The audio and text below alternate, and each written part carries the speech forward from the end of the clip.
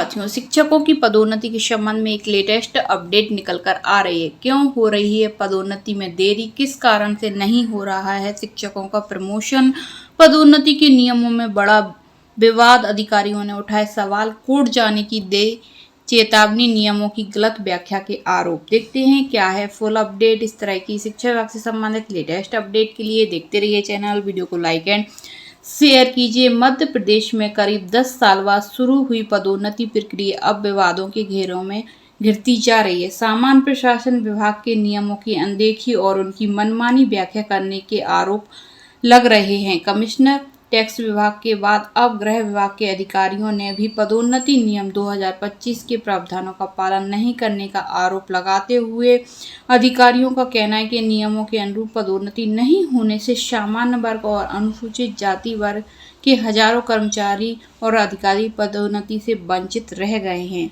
स्पष्टीकरण में क्या कहा गया है? सामान्य प्रशासन विभाग में 19 जून 2025 को लोक सेवा पदोन्नति नियम 2025 जारी किए गए। इसके बाद 30 जून 2025 को स्पष्टीकरण में स्पष्ट किया गया कि वर्ष 2026 में होने वाली डीपीसी के लिए वित्त वर्ष 24-25 और 20-21 तक की गोपनीय चरित्रावली सीआर को आधार बनाया जाएगा। वर्ष 2025 में सितंबर से नवंबर के बीच होने वाली डीपीसी, जिसमें दिसंबर 2026 तक के रिक्त पद शामिल होंगे, उसके लिए 2023 और 24 से 2019 और 20 तक की सीआर पर विचार किया जाना था। वर्ष 2025 की विशेष डीपीसी, जिसमें दिसंबर 2025 तक के पद शामिल हैं, 2025 की चयन सूची की जगह बाद की सीआर पर विचार किया जा रहा है। शिकायतकर्ताओं का कहना है कि लोक सेवा पदोन्नति नियम 2025 की कड़िका 6 के अनुसार यदि किसी चयन वर्ष की डीपीसी की बैठक समय पर नहीं हो पाती